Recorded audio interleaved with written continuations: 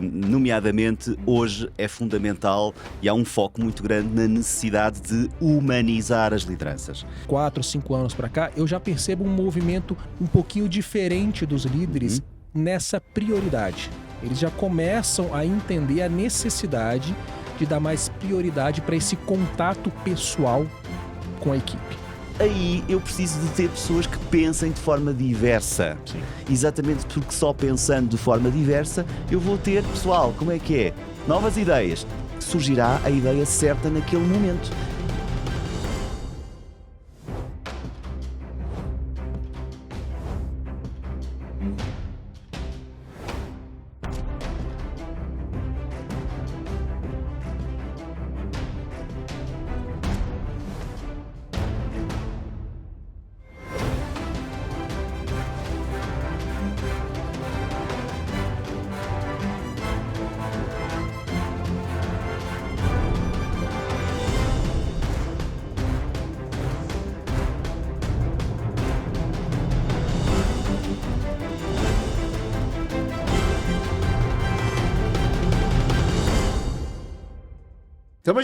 Estamos de volta, senhoras e senhores. Vamos para um programa aqui intercontinental, o que vocês acham?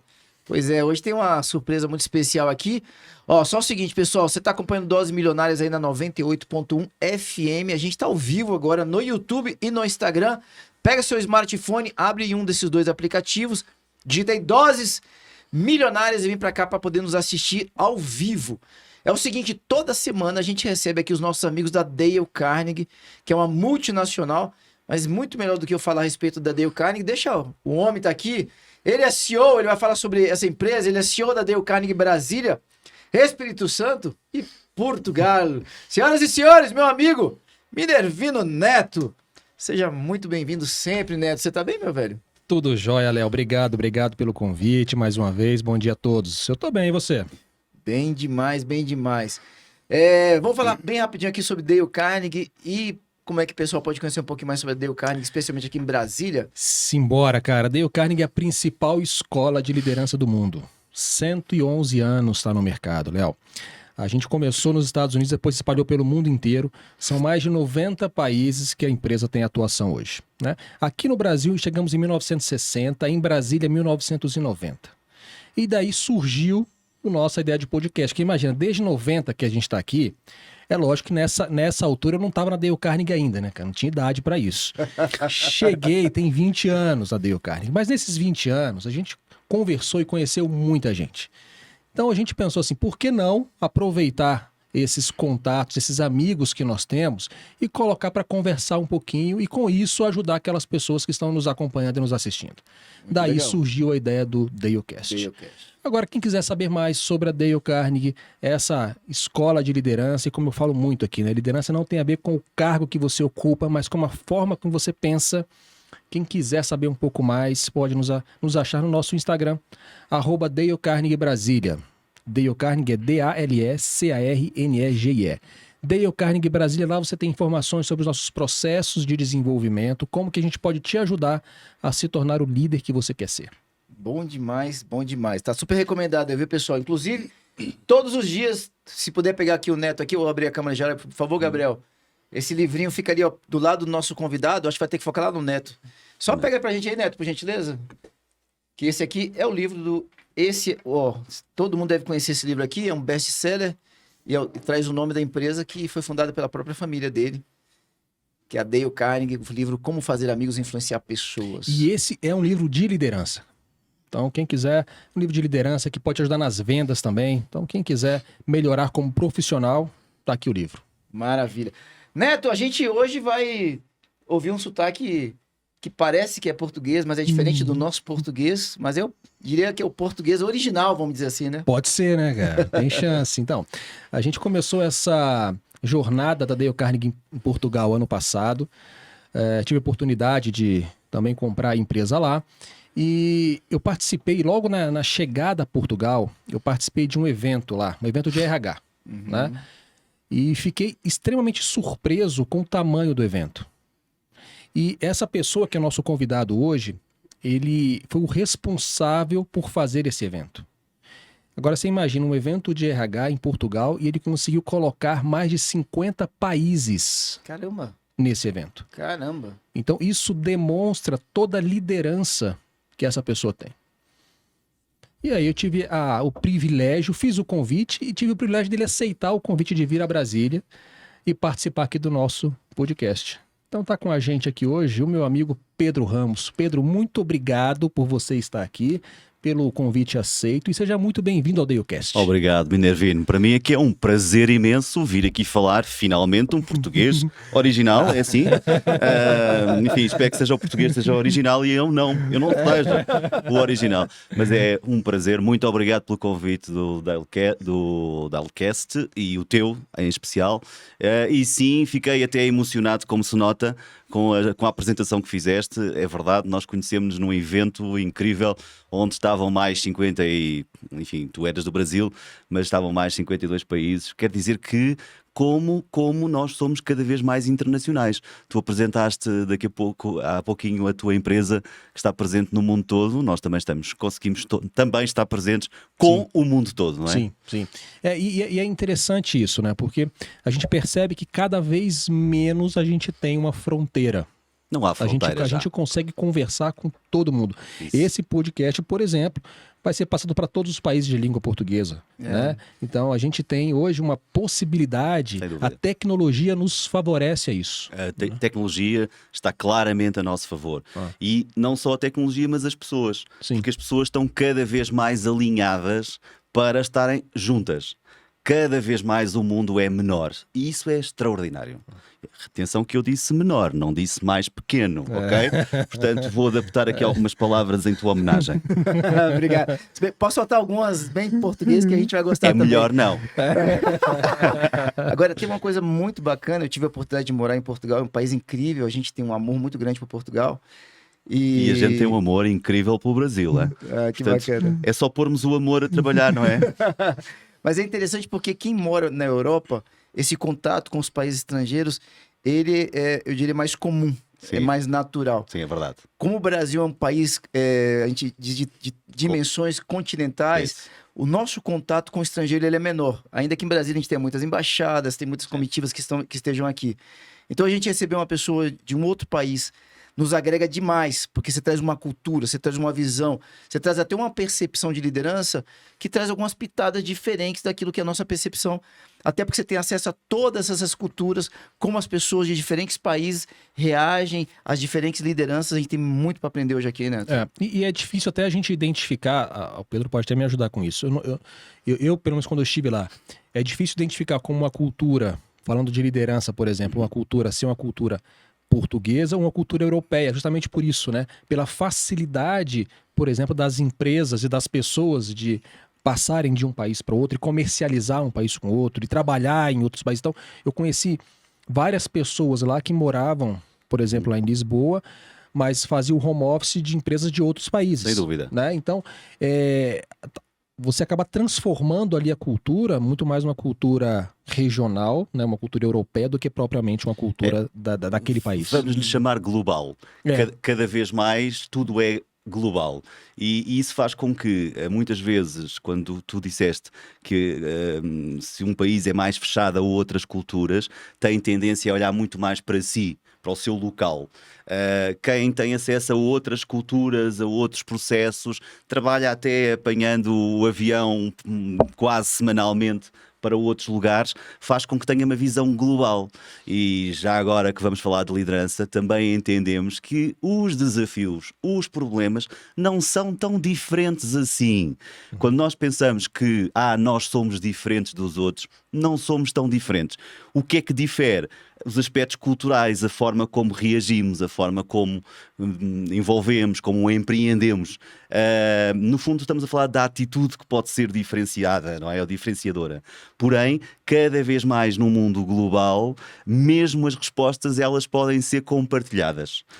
E eventos internacionais, por exemplo, como esse que falaste de RH, mas eu tenho estado presente em outros, inclusive no Brasil. Eu venho muito ao Brasil, não disse isto ainda, mas sou, para além de um apaixonado, também faço aqui um grande envolvimento, até com a Associação Brasileira de Recursos Humanos, e portanto estou quase sempre palestrando por aqui e uma das coisas que faço é exatamente trazer essa experiência de fora, mas levar essa experiência para fora e trazer outros, por exemplo, dando um exemplo, no ano passado no CONAR vieram 9 palestrantes de Portugal, mas também de Angola, Moçambique, Cabo Verde, Guiné-Bissau, de todos os países que falam português, com cases extraordinários e estiveram milhares de pessoas em São Paulo completamente admiradas e encantadas. Afinal, o mundo tem tanto para já desenvolvido para partilhar connosco. E, portanto, é assim que nós funcionamos. E por isso é que tu também levaste a empresa para Portugal, certamente, não é? Sim.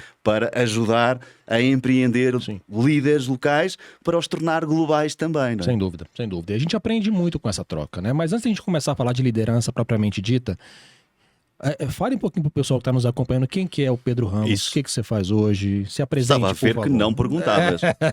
Se apresente, por favor. Olha, eu sou um profissional que tem a sua origem em RH. Eu fui diretor de RH há quase 30 anos. Não consegui ser 30, foi 29 e uns meses. Estou brincando. Em várias empresas de grande dimensão em Portugal, há uma ou outra multinacional, mas empresas nacionais grandes em Portugal. E também tive experiência enquanto administrador de uma grande empresa no setor da aviação, graças ao meu trabalho de RH.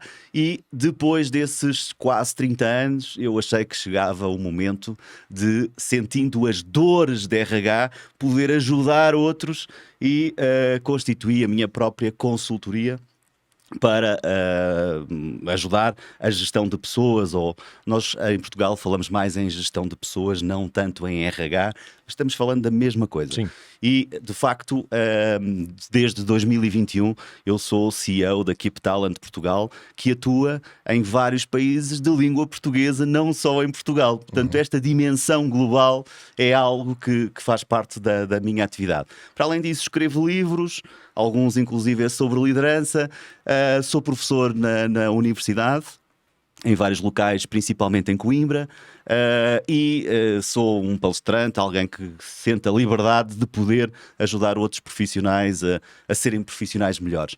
E, para além disso, também, obviamente, estou ligado ao movimento associativo, fui presidente da APG, um evento onde estiveste, a Associação Portuguesa de Gestão de Pessoas, sou conselheiro da ABRH Brasil, e sou agora vice-presidente de uma nova associação que se chama Lusofonia Digital, que serve para difundir os temas da liderança, os temas da economia, os temas da educação e da sociedade numa era digital. Isto também, lusofonia, porque reúne pessoas de Portugal, Brasil, Angola, Moçambique, Cabo Verde, Timor-Leste, exatamente em torno do desenvolvimento dos líderes no mundo.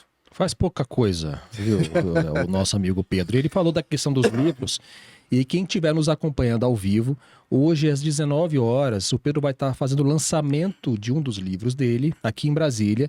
Vai ser lá no edifício Ion, que fica no início da L2 Norte. Então quem é de Brasília está nos acompanhando ao vivo, às 19 horas no edifício Ion, no L2 Norte, você pode ir lá para acompanhar o lançamento. Fantástico, já ganhei o dia. Já agora, esse livro especificamente é dedicado à gestão de pessoas e chama-se A Gestão de Pessoas de A a Zen, porque hoje vivemos um mundo, certamente vamos falar nisso, Sim, em que todos procuramos algo de zen num mundo corporativo também. esse equilíbrio é fundamental, né, para as pessoas. Muito bacana. Só ressaltar aqui então, Neto, vamos pegar aqui, ó, pessoal, principalmente quem está acompanhando pela rádio, hoje lançamento do livro aqui na Asa Norte.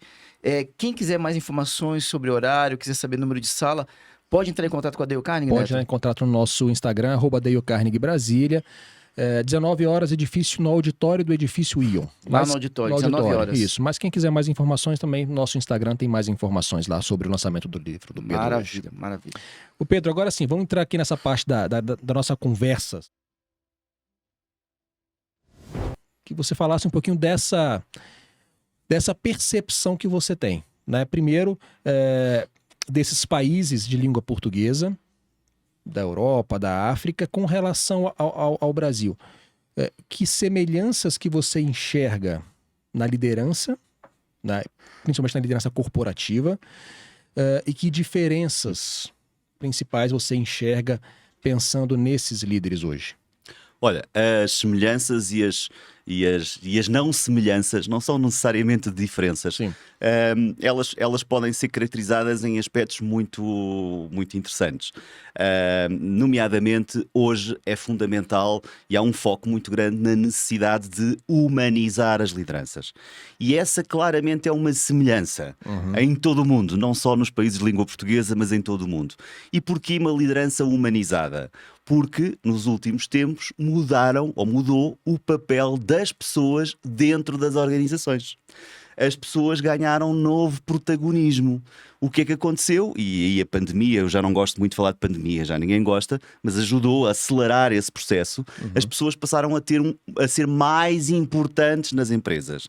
Não só porque verdadeiramente foram fundamentais para ultrapassar os desafios, mas também, sobretudo, porque ganharam mesmo poder.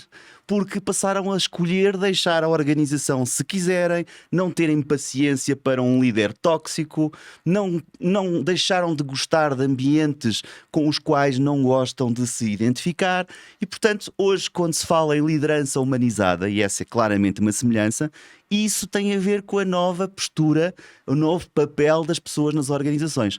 Para falar claro, e eu sou de origem RH, hoje quem faz entrevistas de seleção são os entrevistados. Os candidatos é que mandam no processo e perguntam, mas é para trabalhar em casa? Não, não quero. Mas como é que eu vou trabalhar? Qual é o horário? No passado, no nosso tempo, quem fazia perguntas era o recrutador, certo? Sim. Nós respondíamos. Mudou tudo. Isso no início. Depois entra na organização, todo o processo de onboarding, toda a experiência do colaborador. E eu quero chegar ao tema da experiência, que é, efetivamente, a liderança humanizada é isto tudo, é atender às necessidades individuais de cada uma das pessoas e claramente isto é uma realidade no Brasil, em Portugal, em todos os países, se quiseres, da língua portuguesa, em África, e nós nem sequer imaginámos. Depois, existem algumas diferenças na forma como este trabalho é feito, a forma como humanizas a liderança, porque tem a ver, desde logo, com a dimensão da organização, e obviamente no Brasil as empresas são maiores, não é? Em Portugal, uma grande empresa pode ter 500 trabalhadores, já é grande empresa, não é? No Brasil isso não é possível, será uma média empresa. Ou seja, a dimensão ajuda.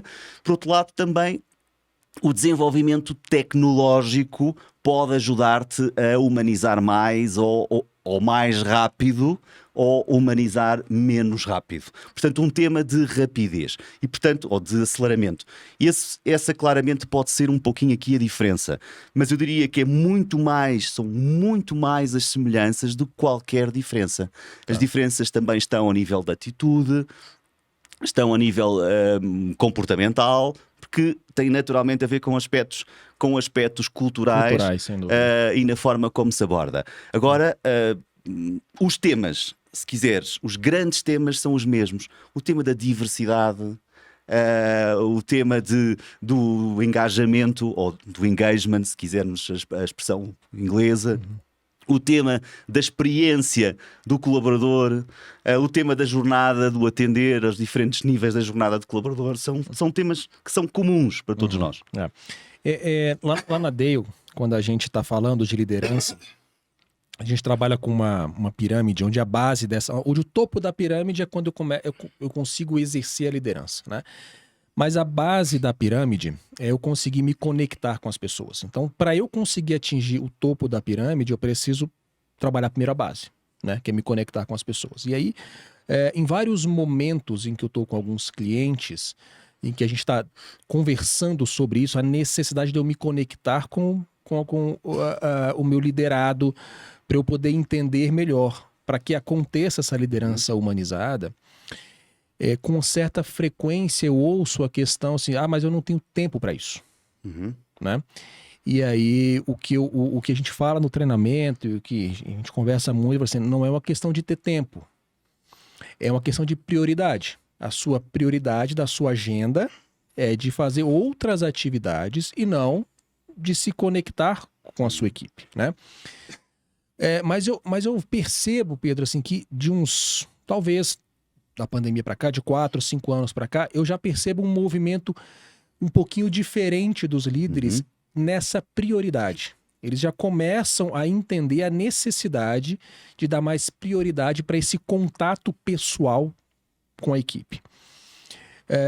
E a gente está falando de uma cultura, comparando a nossa cultura aqui, né, do Brasil com a europeia, por exemplo, onde aqui a gente tem mais, pelo menos tem mais essa imagem daqui ter mais essa facilidade dessa conexão das pessoas, né? Aparentemente. Aparentemente, sim, né? E ainda assim, eu ouço o tipo de coisa, eu não tenho tempo para me conectar com as pessoas. Mas eu percebo que isso já começa a mudar e pode ter sim um efeito pós-pandemia. Esse movimento também acontece em Portugal, por exemplo, nas organizações? Ou isso já acontecia antes? Você percebe algum movimento como eu percebo aqui? Eu diria que já acontecia um pouquinho antes. Havia organizações de referência em que a proximidade entre líderes e liderados já era grande. É evidente que se pode dizer que o tipo de proximidade pode variar de caso para caso. Porém, atualmente existe um movimento muito, muito forte para criar essa sinergia, essa proximidade. Existem palavras que são fundamentais, como confiança. O trabalhar a confiança é algo que os líderes atualmente, em Portugal, já entenderam que o têm que fazer. Aqui no Brasil acontece exatamente o mesmo. Quando se fala em proximidade, fala-se em confiança, fala-se em generosidade, fala-se em empatia. Portanto, são aspectos fundamentais. Eu peço desculpa, mas o transporte aéreo, o ar-condicionado e tudo isto faz com em que casa, fica Maltratou tranquilo. um pouquinho a garganta. maltratou um pouco muito a minha garganta, mas vai sair certamente mensagem. E de facto acho que o movimento existe sem dúvida. As pessoas, como eu disse, ganharam um novo protagonismo e os líderes sentiram isso na pele. Ou seja, as lideranças muitas vezes estão a aproximar-se das pessoas e esse movimento não é ingênuo, é por necessidade dos líderes em chegarem realmente às pessoas de uma forma mais direta. Pedro, você falou uma coisa, teve algo muito interessante na sua fala, quando você fala assim que a tecnologia pode aproximar e até contribuir para essa liderança mais humanizada, pode contribuir ou prejudicar. No primeiro olhar, talvez no olhar imediato, quando a gente pensa em tecnologia, a impressão que muita gente tem é de afastamento. Pois, mas é errado. Pois é, esse é errado. Você pode falar um pouquinho sobre isso? É completamente errado. A tecnologia aproxima as pessoas.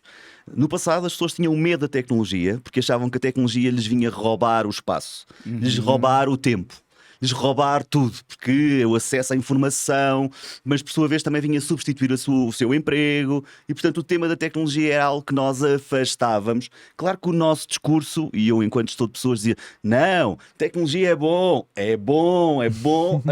lá. Aqui era um pouquinho difícil, até porque eu pensava sempre que era uma forma de justificar ter que acabar com alguns empregos, etc. Mas isso foi ultrapassado rapidamente. E uma vez mais a pandemia também nos ajudou a acelerar esse processo. Rapidamente nós líderes entendemos o contrário, que não há tema de substituição, há tema de utilização. E se nós soubermos utilizar a tecnologia, nós aceleramos ainda mais os processos, aceleramos a forma como chegamos às pessoas. E durante a pandemia foi fantástico ver os líderes diariamente em contacto visual com as suas pessoas e a trabalhar em conjunto, porque não tinham outro jeito de fazer, certo? E, portanto, isso aproximou. Portanto, eu acho que a tecnologia, mais tecnologia, pode ser mais humanização nas organizações. E não sou eu que acho. Os líderes, em geral, entenderam isso. Ultrapassado esses medos, hoje a tecnologia é um bem necessário. E quando se fala em inteligência artificial, ela ajuda ao meu trabalho. Ela ajuda a ver-me, a posicionar os meus temas de outra forma, a pensar de forma diferente. E deixa-me dizer-te, agora que consigo falar, não é? Daqui a pouco pode correr mal, quando falamos, por exemplo, na necessidade da diversidade nas organizações, está um pouquinho associado a isto, do pensar diferente. E eu gosto do tema diversidade cognitiva, pensar diferente. A tecnologia entra também como um efeito de pensar diferente dentro das organizações. E, portanto, eu posso juntar todas as cabeças do meu time, da minha equipe, ou juntamente também com a inteligência artificial, para pensarmos todos novas soluções, novas formas de encontrar outras maneiras de nos posicionarmos. E, portanto, isso vem ajudar muito os temas da liderança e da humanização nas organizações. E para isso, tem uma coisa fundamental que você comentou agora há pouco, que é a questão da confiança. Porque o líder precisa ter essa confiança de ter essa diversidade na equipe. Um líder sem confiança, ele não consegue ter diversidade na equipe. Ele não consegue trabalhar com aquilo que é contrário ao que ele pensa. Mas também tem que ser confiável. O líder tem que confiar e ser confiável. E aí essa relação de confiança, ela acontece com a confiança do líder, né? Quanto mais confiante ele é, mais ele consegue transmitir esse ambiente ou gerar esse ambiente na organização, o que faz com que ele seja confiável também, né? A última pesquisa que a Dale Carnegie fez foi no final de 2023. Ela falou sobre... O título dela é Liderança com Humildade. Né? E ela fala dessa confiança da liderança para fazer com que a equipe se desenvolva e cresça. Quanto mais confiança o líder tem, mais autonomia ele consegue passar para a equipe. Sem dúvida. Quanto menos confiança, mais controle ele precisa colocar na equipe e automaticamente você limita, né, esse desenvolvimento da equipe. Agora, esse ponto de desenvolver confiança do líder também não é uma coisa que antes era muito fácil de comentar, de falar sobre isso, abertamente sobre isso. Porque o fato do líder estar naquele cargo, automaticamente já trazia uma confiança. Ou uma desconfiança. E que ele não se permitia ser vulnerável. Isso. Né? Esse é o tema, vulnerabilidade. Então, eu penso também que nesse desenvolvimento das pessoas e de liderança, um dos pontos que avançou foi do líder assumir que precisa ser mais confiante, desenvolver a sua confiança, assumir as suas vulnerabilidades. Sim. Então, o ponto é esse.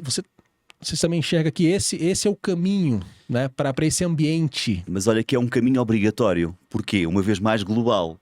Porque nós vivemos hoje, e o pessoal da RH tem muito a mania de falar em siglas, mas nós hoje vivemos no mundo funny, o tal mundo funny. Vou explicar o que é. Funny porque é F de frágil, que é um mundo que vai partir em qualquer momento. A, e é aí que eu quero chegar, de ansioso. E portanto gera uma ansiedade incrível, e ansioso tem a ver, e ansiedade, com emoções. E já agora, um parêntese, tem a ver com o que disseste. Para eu saber gerir emoções, para eu poder gerir ou gerenciar, como dizem, emoções, eu tenho que ter as emoções dentro de casa. E para eu ter as emoções das minhas pessoas, eu tenho que ter as boas e as más emoções. E portanto começa aqui o meu desafio. Bom, mas isso é só o A. Mas depois temos o N, funny. N de não linear. Quando eu vou num caminho, rapidamente eu tenho que virar à direita ou à esquerda. Portanto, não há mais. Quando eu entro num processo, eu já sei que não é. O fim não vai ser exatamente pela estrada que eu desenhei. E por último, uma coisa assustadora. Nós vivemos no funny e de incompreensível. Ou seja, o que nós agora aqui estamos a fazer, nós próprios não estamos a compreender plenamente.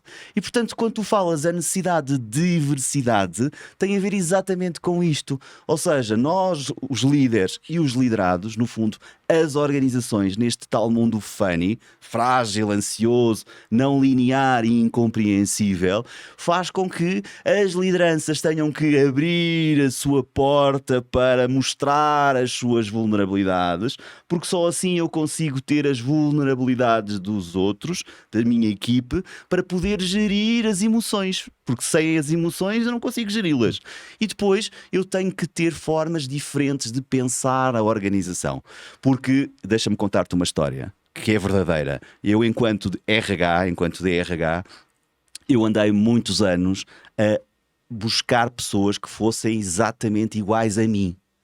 Eu e todas as empresas do mundo, ok? Sim. Nós chamávamos a isto cultura e queríamos as pessoas que fizessem fit, palavra em inglês, fit com a organização, ou seja, que fossem o mais próximas da cultura. E, portanto, eu, Pedro Ramos, andei a recrutar Pedros Ramos iguais, para serem todos iguais. Na verdade, nós andámos a encaixotar as pessoas, a pô-las dentro da mesma forma, como se fosse uma forma de tarte, ok? Para colocar as pessoas. O que acontece é que depois veio a crise, veio a pandemia, e eu queria que as pessoas pensassem agora, soluções. Vá lá, pessoal, como é que vamos fazer? e o pessoal... Me traz uma ideia diferente. A ideia é né? exatamente igual à minha ideia. Então, para que é que eu preciso daquelas ideias que são iguais à minha? Sim. E o mundo mudou e a liderança mudou. E, portanto, e cá está, porque o mundo é incompreensível. E, portanto, aí eu preciso de ter pessoas que pensem de forma diversa. Sim. Exatamente porque só pensando de forma diversa eu vou ter, pessoal, como é que é? Novas ideias. Surgirá a ideia certa naquele momento. E na minha equipe... Eu sou líder, mas na minha equipe haverá pessoas que encontrarão primeiro soluções do que eu. Que vão compreender o incompreensível primeiro do que eu, líder.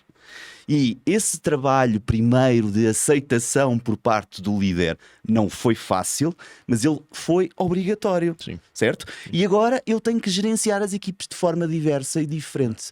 Mas tu também falaste numa coisa, a confiança, que eu acho que é antes da confiança. Tem a ver com os níveis de maturidade da relação líderes-liderados. Eu não posso chegar a uma equipe nova, pessoal que não se conhece, e digo, pessoal, vá lá, isto é para trabalhar, vá, trabalhamos e eu volto na sexta-feira.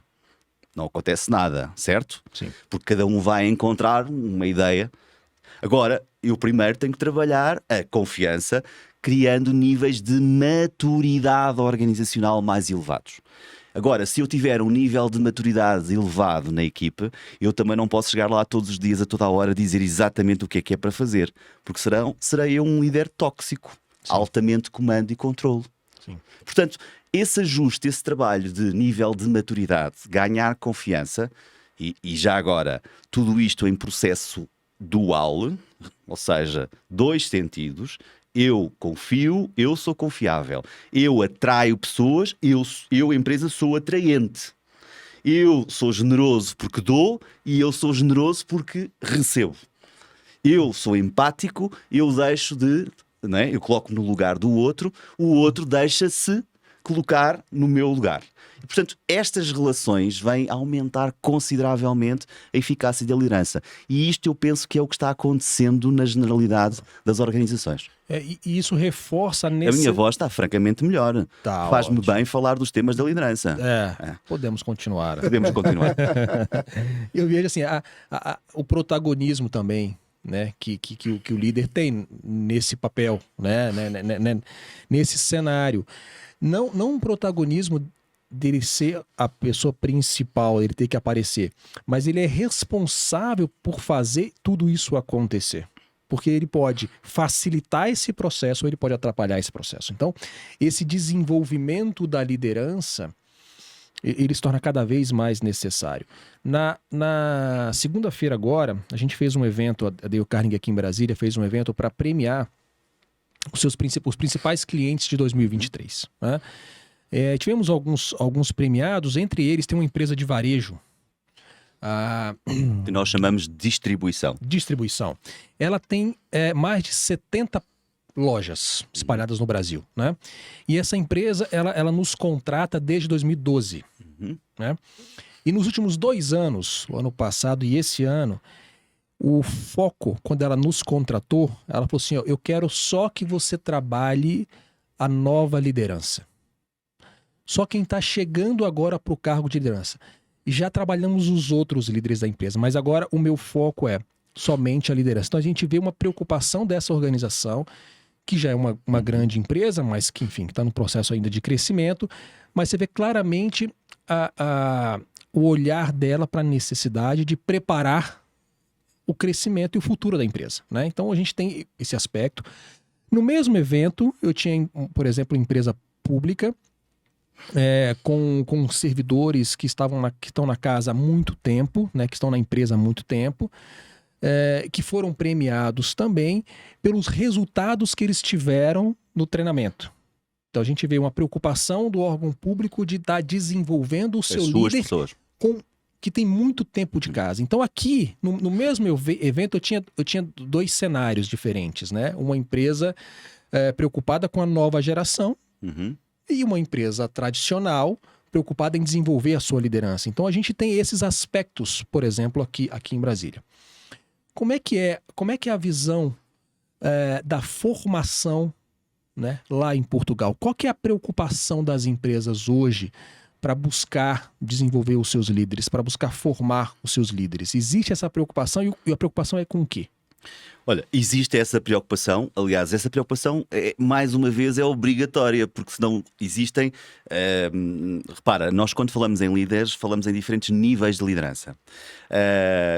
Muitas vezes, quando falamos em desenvolvimento de liderança, pensamos só nos cargos de topo, nos líderes de topo. E eles próprios sentem a necessidade de se desenvolver e de trabalhar esse desenvolvimento. E muitas vezes as empresas o que fazem é ajudar pagando algum projeto, algum programa de desenvolvimento. Mas quando falamos de níveis intermédios de liderança, no fundo são os tais líderes que podem, para o bem ou para o mal, comprometer o processo. E muitas vezes eles também têm, se for para o bem, um papel fundamental de alinhamento, se for para o menos bem, um papel fundamental de desalinhamento das suas pessoas. E, portanto, as empresas também aprenderam que têm que trabalhar esses níveis de liderança e, portanto, neste momento há um foco grande no desenvolvimento desses líderes intermédios, exatamente para potenciar o negócio e para potenciar os resultados. Todo o mundo está entendendo que se esses líderes não tiverem eles também apostados no seu desenvolvimento, se não tiverem um olhar específico do seu papel enquanto líderes pela qualidade de liderança, os resultados... E repara, no fim do dia é sempre os resultados do negócio que alinham ou que desalinham neste processo. Mas houve também, eu sou um apaixonado pelas diferenças nos últimos tempos em termos de processos organizacionais, e isto é mais uma do mundo todo. Houve claramente nos últimos tempos, não só a nível de lideranças, mas também claramente uma grande alteração no modelo, no mindset e depois nos modelos de aprendizagem ou de aprendizado nas organizações. Nós passámos de modelos de training, em que os líderes intermédios eram treinados para ser líderes, claramente para um modelo de learning, em que a responsabilidade da aprendizagem é minha. Eu, líder, sou responsável por me manter aprendido, ou seja, desenvolvido.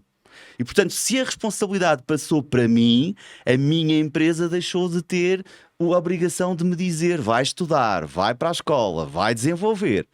Quanto muito, a minha empresa ajuda-me a eu encontrar as melhores soluções para o meu processo individual. E, portanto, onde é que eu quero chegar? Ao trabalho, que eu acho que aí, se calhar, na Europa foi mais acelerado, chegou primeiro, de passar a responsabilidade do papel do desenvolvimento individual para a própria pessoa.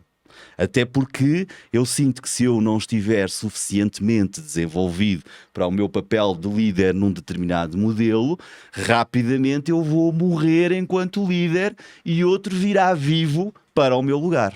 Perfeito. Pedir desculpa aqui este pessoal com estas imagens de mortes e de vivos, mas para todo o mundo entender do que estamos a falar. Sim. Portanto, a responsabilidade é do eu líder. Sim. Eu sou líder e agora? Uma das coisas que o e agora eu tenho que fazer é ser responsável pelo meu desenvolvimento. E por isso daí a procura cada vez mais de programas de desenvolvimento que vão para além do treinamento, como o mentoring, como o coaching, como sobretudo um processo de mentoring, em que hoje é muito frequente líderes de nível, por exemplo, mais intermédio, escolherem um mentor, selecionarem até alguém, eu quero que seja meu mentor neste processo, porque eu preciso especificamente trabalhar aqui alguns aspectos. E, obviamente, como é que nós sabemos que eles precisam desses aspectos? Porque também existem instrumentos para confrontar os líderes com o seu modelo de liderança, não é? E com as fragilidades que têm na liderança. Mas deixa-me só acrescentar mais uma coisa. Que é, no passado, as empresas também olhavam só para os gaps, ou seja, para as lacunas. Eu era um mau líder porque, por exemplo, tinha dificuldade de comunicar, então eu tinha que trabalhar a comunicação. Ora, hoje, as empresas também têm que olhar para os potenciais, ou seja, cada um de nós tem que trabalhar não só as coisas que somos piores, mas também aquelas em que somos já muito bons. Sim. E, portanto, se eu sou muito bom em comunicação, a minha empresa vai-me estimular e eu próprio tenho que me estimular a trabalhar ainda mais a comunicação. Portanto, aquela ideia que tu disseste há pouco, que há empresas que dizem esses líderes já não precisam de... é uma ideia errada neste quadro que estamos a falar. Sim. Porque se os líderes já trabalharam a competência de comunicação, trabalho de equipe, se eles já têm um nível satisfatório ou bom, então rapidamente têm que trabalhar mais. Porque isso são os aspectos distintivos dos meus líderes. Sim. São os aspectos distintivos daquelas personas que são as lideranças da minha organização. E, portanto, eu tenho que trabalhar ainda mais esses potenciais. A gente teve aqui, acho que 2 semanas atrás, né, Léo, a Bruna da 704 Veículos, que é uma empresa que vende carros aqui em Brasília. Eles são nossos clientes também há algum tempo e foi muito legal, porque ela disse assim, que aquela pessoa que se destaca na empresa, ela envia para o treinamento da Dale Carnegie. É exatamente isso. E essa é uma mentalidade que incentiva e motiva o desenvolvimento da organização. Né? É justamente para quebrar aquela ideia antiga de que eu vou trabalhar quem é ruim. Não, você tem que trabalhar quem é muito bom. Para ficar melhor ainda, porque a chance dele... E para não perder. Sim. Para não perder um dia bom. Sim. Então, esse modelo faz muito sentido. E ao mesmo tempo, ele, trazendo um pouquinho do que você comentou, né, do eu líder, eu começar a entender um pouco mais, eu começar a procurar isso.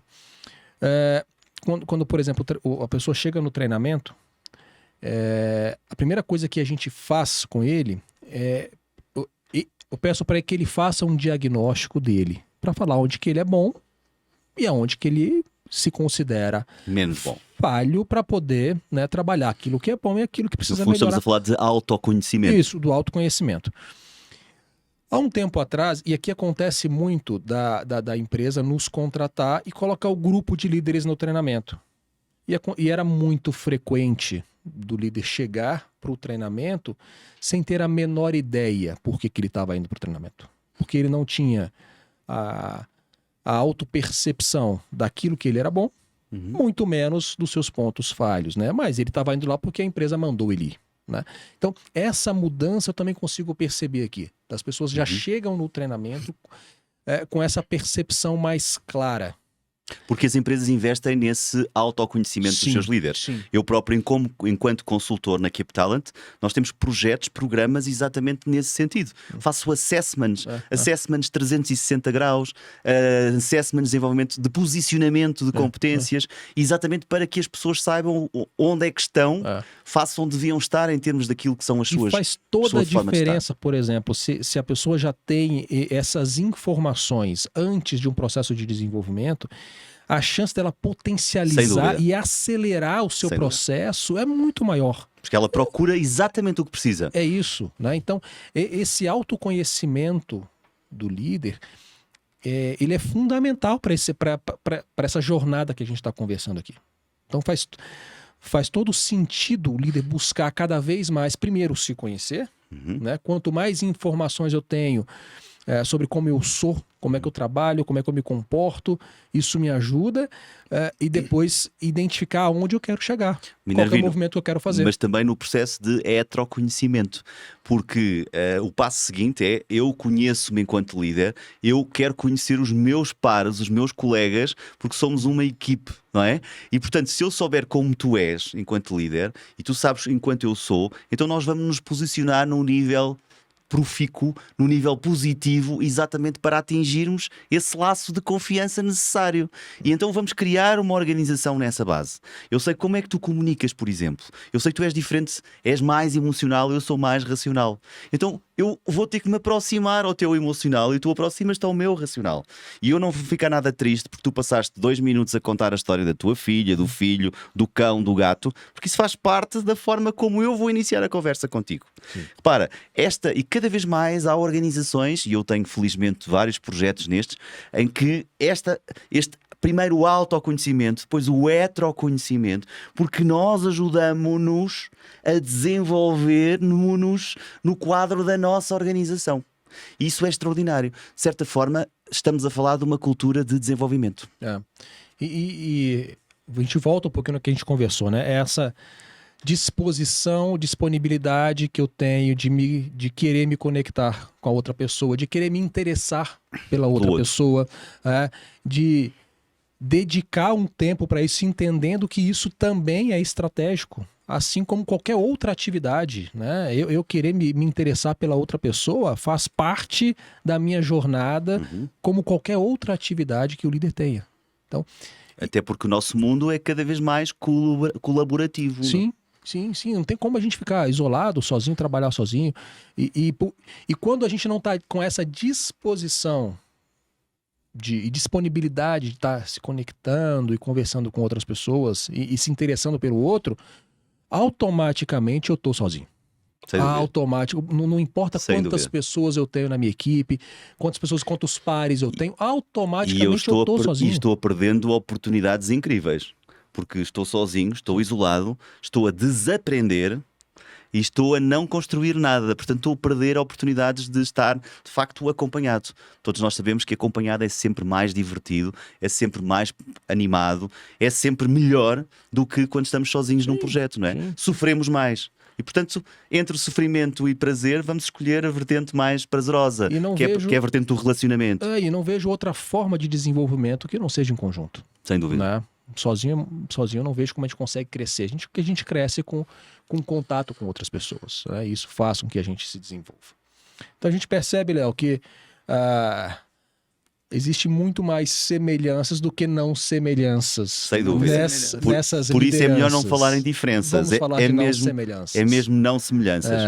Mas são poucas as não semelhanças que, pela nossa conversa aqui, está muito mais ligado a aspectos culturais do que propriamente a essência da liderança ou competências de liderança que a gente vai estar. Sem dúvida, porque as competências de liderança são exatamente as mesmas. Porque as necessidades também são as mesmas. Olha aí.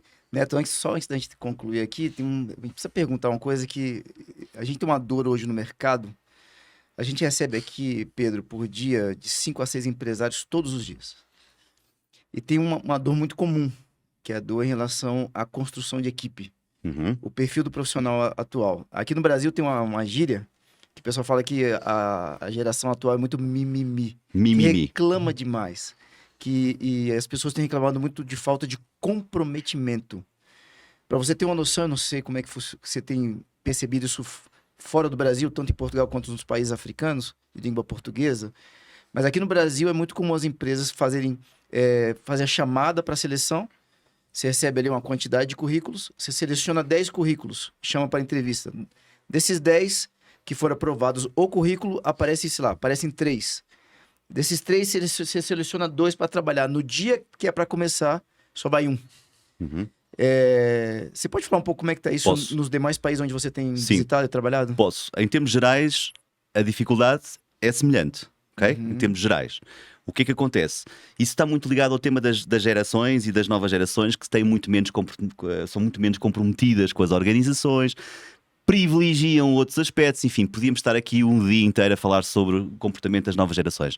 Já agora eu aviso que eu não gosto muito desta abordagem, porque nós nas nossas empresas temos novos velhos e velhos novos. Portanto, não é um tema de idade só. Porém, enfim, temos padrões. E é verdade isso. A questão é que as empresas, as organizações, têm que se preparar para trabalhar com essas gerações também.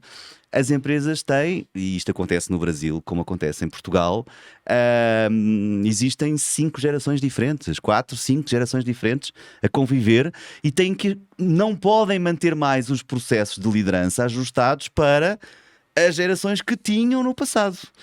Em Portugal isso é essencial, até porque Portugal é o país mais velho da Europa e a Europa é o continente mais velho do mundo. Portanto, nós temos aqui uma dificuldade, não é? Portanto, temos claramente que atrair os novos que temos no país e mantê-los, não é? E mantê-los fidelizados. E, portanto, o que é que eu quero dizer com isto? As empresas, as organizações e os líderes, que são muito responsáveis, têm que trabalhar à partida antes das tais entrevistas que vão ter e do chamamento. Por isso as empresas têm que, neste momento, reorganizar os seus processos de employer branding, da forma como se posicionam, exatamente para atrair, se é isso que se pretende, para atrair essas pessoas. Por isso as empresas, e eu falo muito de atração, as empresas têm que ser atraentes para todas as gerações, inclusive os tais mimimis. certo?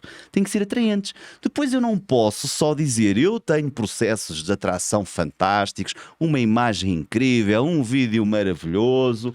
Ops, é? Não posso, eu tenho que ter as narrativas certas e todo o storytelling ajustado para cada fase da jornada desse futuro e atual colaborador.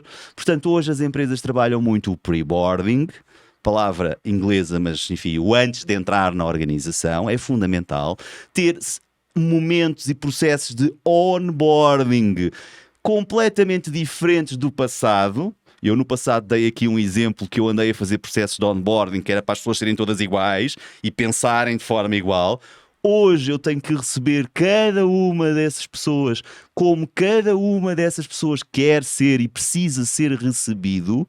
E portanto, como faz, antes desta conversa eu falava com o Minervino, no fundo estamos a falar de uma coisa que é a experiência da pessoa ao longo de todo o processo. Reparem, o melhor exemplo disto é a casa das nossas avós, das nossas mães.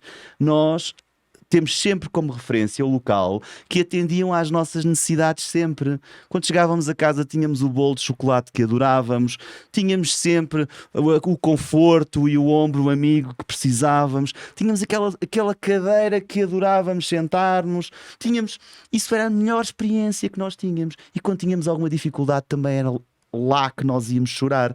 E portanto esse aspecto e todo este processo de atração permanente, portanto as organizações têm que ser atraentes permanentemente para todos os colaboradores. E portanto quando eu ajusto isso, eu estou a trabalhar, e podes dizer, Léo, mas isso é eficaz em todos os casos, assim, a pessoa não vai embora na mesma?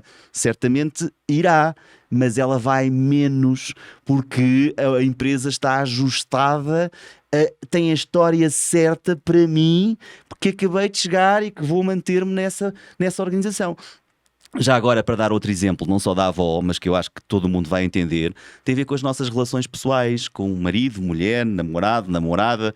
Nós, se soubermos que alguém está a trabalhar para nos reter, o que é que nós fazemos? Fugimos. Mas se nós estivermos com alguém que nos atrai, o que é que nós fazemos? Temos que ser atraentes. E portanto, uma vez mais, atrair e ser atraente. E é isso que as organizações têm que fazer para essa geração mimimi, para a outra geração que não é mimimi, mas passou a ser, porque vai reclamar que o outro tem tudo e eu deixei de ter. E portanto todo mundo fica mimimi rapidamente. E portanto, este trabalho de experiência de colaborador que tem um papel fundamental atualmente nas organizações, e eu sei que isto é difícil de fazer nas grandes empresas, por isso a dimensão, e volta ao Brasil, é muito mais difícil, mas existem cases de grandes empresas que já conseguem fazer tudo isto muito bem. Portanto, não basta eu dizer, não, eu quero atrair os jovens, vou ser atraente para os jovens, vou colocar anúncio no Instagram. Sim, é Instagram. Depois o jovem chega à minha organização e diz, está bem, eu pensei pela imagem do Instagram que isto era moderno. Não, é chato, as pessoas falam de forma difícil, não utilizam uma linguagem que eu goste e, portanto, tem que haver um alinhamento, um total alinhamento de atração dessas pessoas. E, portanto, eu acho que a culpa aí é claramente dos líderes e das organizações. Mas a boa notícia é que eu sei que há casos muito positivos e que estão a trabalhar isso. Inclusive eu, em alguns projetos. E isso é você tirar a responsabilidade, né? Tirar a culpa da geração e assumir a sua responsabilidade nesse papel. Muito bom. É isso, meu velho. Vamos lá. Pedro, esse aqui é o seu momento. A gente queria muito, se fosse possível, tá compartilhando os seus contatos, alguns acessos, não sei se redes sociais, o site que você preferir. Para quem está acompanhando nosso bate-papo, para quem vai estar acompanhando depois no gravado, poder entrar em contato, te conhecer um pouquinho melhor também a sua empresa. Muito bem. Não, alguns contactos importantes é a minha empresa, Keep Talent Portugal, www.keeptalent.pt, portugal.pt, mas também eu sou muito ativo no LinkedIn, basicamente Pedro Ramos, é muito fácil de encontrar no LinkedIn, e já agora também dar aqui uma nota da tal Lusofonia Digital, Associação Lusofonia Digital, que reúne grandes profissionais do Brasil, Portugal, Angola, Moçambique, Cabo Verde, Guiné, Timor-Leste, todos todos os países de língua portuguesa em prol de um único objetivo: um desenvolvimento integrado e conjunto dos líderes, das lideranças nas organizações nesta era digital. Não tem volta a dar, não é? Não tem volta. Palavras finais, Minervino Neto. Pedro, muito obrigado, cara. Muito obrigado por esse bate-papo. Foi sensacional. Quem quiser acompanhar mais do Pedro, hoje, 19 horas, na L2 Norte, no edifício Ion, no auditório, a gente aguarda vocês Pedro lá. com voz, não é sem voz, é com voz. Cuidaremos da voz agora à tarde, para que ela esteja... Alinhada. Vai estar boa. Também alinhada. Vai estar boa. Quem quiser mais informações, @Dale Carnegie Brasília, Dale Carnegie DALCANEGIE, Dale Carnegie Brasília. Você consegue todas as informações, tanto sobre os processos de desenvolvimento de liderança da Dale Carnegie, quanto do evento que nós teremos mais tarde lá com o Pedro. Maravilha. Obrigado, Minervino Neto. Pedro, presente receber, viu? Foi um prazer estar convosco. Muito com você. E depois vocês vão pôr legendas, certo? Tem que colocar legenda. Não é preciso. Não é necessário. Não é necessário. Não é necessário. Pessoal, a gente vai se despedir aqui do Minervino Neto, também do Pedro. E daqui a pouco a gente volta com ele, que é advogado. Nosso querido advogado, Dr. Paulo Veil. Ele é um dos sócios da Ribeiro Veil Advogados. Ele traz o tema hoje: mercado de trabalho na advocacia, negócios em expansão, franquear ou não. É rapidinho. Logo depois do break. Pedro e Minervino, obrigado demais. Muito obrigado. Abraço.